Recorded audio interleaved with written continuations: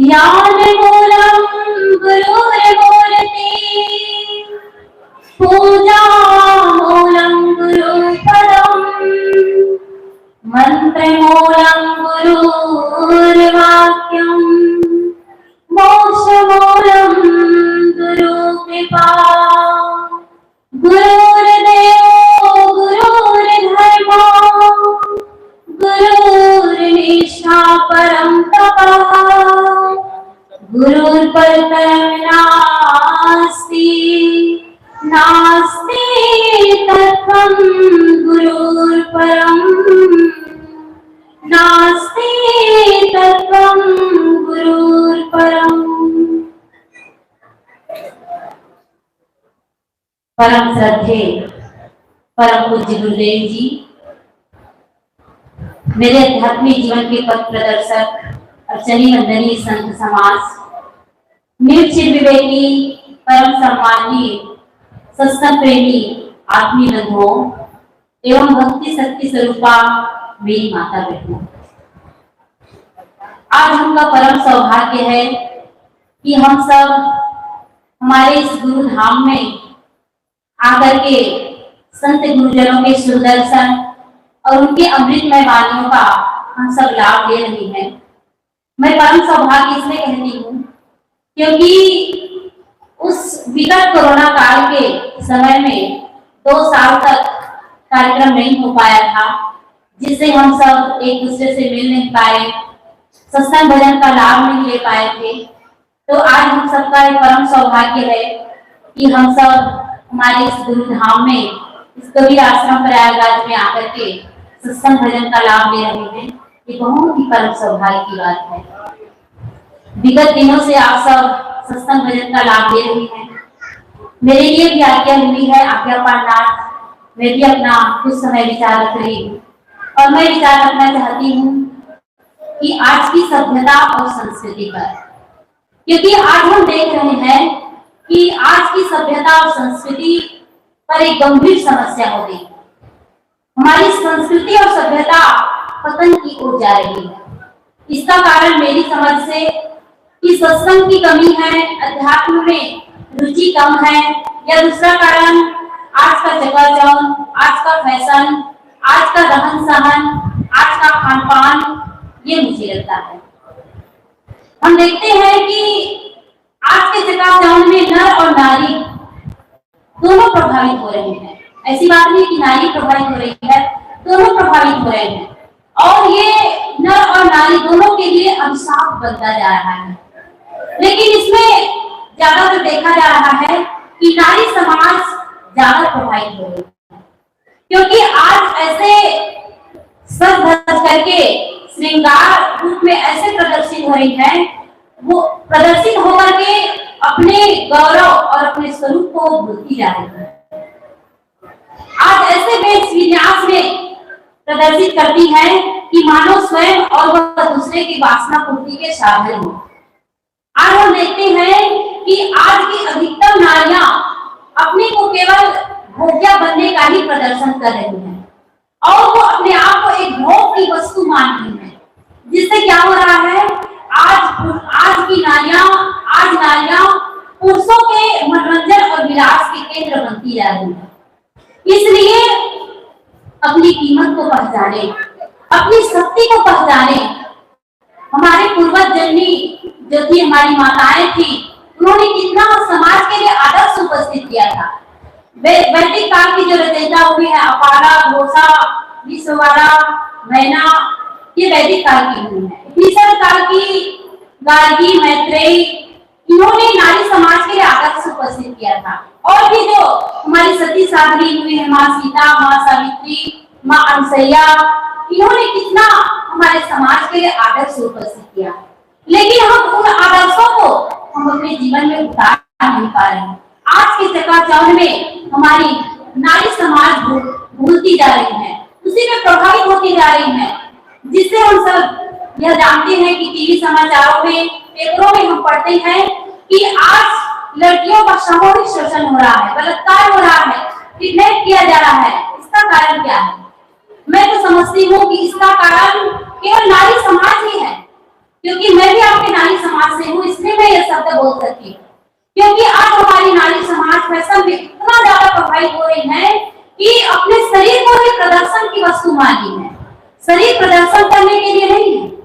शरीर अगर आपको प्रदर्शन करना ही है ना, तो आप सानिया मिर्जा बन करके टेनिस खेल में आगे बढ़िए, आप कल्पना चावला बन करके आप अंतरिक्ष में यात्रा करिए, आप अरुणिमा सिन्हा बन करके फुटबॉलर बनिए और माउंट एवरेस्ट की चोटी पर चढ़िए। आप अगर प्रदर्शन करना ही चाहती है तो सिंधु ताई जैसे समाज सेवी बनिए। आप सब जानते होंगे, अभी भी उनका शरीर छूटा है कि वे समाज के लिए जो अनाथ बच्चे थे, कितने हजारों अनाथ बच्चों को वे पाल पोस करके बड़े किए, योग्य बनाई है। आप टीवी में देखिए, मोबाइल में देखिए, आपको समझ में आ जाएगी। तो अगर आपको प्रदर्शन करना है तो अपनी आंतरिक जो कला है उसका आप प्रदर्शन करिए। शरीर प्रदर्शन की वस्तु नहीं है। लेकिन आज हम देख रहे हैं कि टीवी मोबाइल में आज की लड़कियां प्रभावित हो रही हैं और बाल और गाल ओठ सजा करके केवल अपने को मतलब आज के जो शोषण हो रहा है उसका शिकार होने के लोग कारण बन रहे हैं। तो इसलिए मेरा यही निवेदन है कि आप अपने शरीर को ना सजाएं, बल्कि अपने शील और सदाचार को सजाएं। क्योंकि आज महिला अगर संस्कारित होती है तो वो बड़े बड़े वीर, बड़े बड़े महापुरुषों को वो जन्म दे सकती है।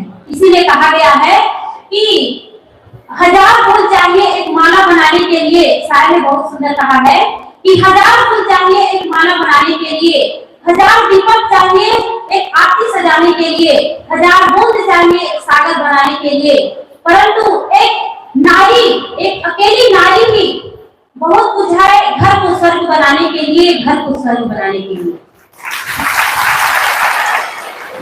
तो आज हम सब देख रहे हैं कि नारी समाज में माँ के पास, नारी के पास वो अद्भुत शक्ति है कि वो सारी शक्ति के सामने वो सारी शक्तियां व्यर्थ है। वो अपने बच्चे को सुंदर संस्कार दे सकती है। कहते हैं कि संभलती है देश की नारी से ही मिलता है संस्कार, विकसित होती है संस्कृति और समझती है हमारा जीवन। लेकिन हम इन बातों को समझ नहीं पाते हैं। इतिहास साक्षी है कि महापुरुषों के जीवन में जितना भी वो उन्नति किए, उनके जीवन में जो भी विकास हुआ है उसके मां ही कारण थी। नेपोलियन बोनापार्ट ने कहा है कि बच्चों का भविष्य पूर्णतः मां के ही हाथों में है। छत्रपति शिवाजी हमारे देश के बहुत महान हुए, बहुत वीर हुए। भारत के इतिहास में उनका नाम स्वर्ण अक्षरों पर लिखा गया है।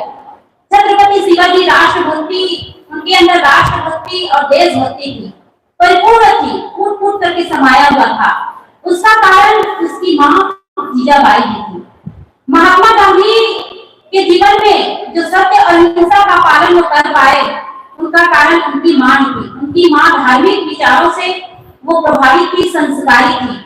उनका ही प्रभाव महात्मा गांधी के ऊपर पड़ा। तो इस तरह से कहने का मतलब यही है कि अगर नारी संस्कारित होती है, केवल अपने तन को ही नहीं अपने जीवन को सजाती है, तो ऐसे महान पुरुषों को वो जन्म दे सकती है, ऐसे देशभक्तों को वो जन्म दे सकती है। फैशन जो है नारी समाज के लिए अभिशाप है। इसीलिए विडम्बना इस्माइल ने कहा है कि सुंदरता धीरे धीरे नष्ट हो जाती है, परंतु जो मानसिक और चारित्रिक जो सुंदरता होती है वो अधिक दिनों के साथ अधिक आकर्षित होती है। जगत प्रसिद्ध इमर्सन ने भी कहा है कि सुंदर चरित्र से बढ़कर सुंदर आकृति नहीं होती है। इसलिए मेरी माता बहनों से यही निवेदन है कि आप अपनी शक्ति को पहचाने, आप अपनी कीमत करें। केवल पुरुषों के भोग की वस्तु ही ना बने, केवल उनके मनोरंजन के साधन ही ना बने, बल्कि अपनी शक्ति को पहचाने।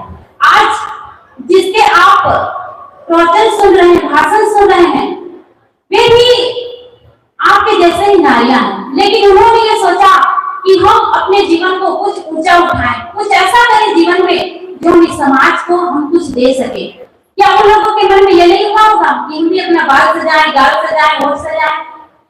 ऐसा नहीं है, लेकिन उन्होंने ये सोचा कि हम एक जीवन को ऐसा जिए जो समाज को हम एक आदर्श दे सके, समाज को ऐसा कुछ दे सके जिससे समाज को एक नई दिशा मिले।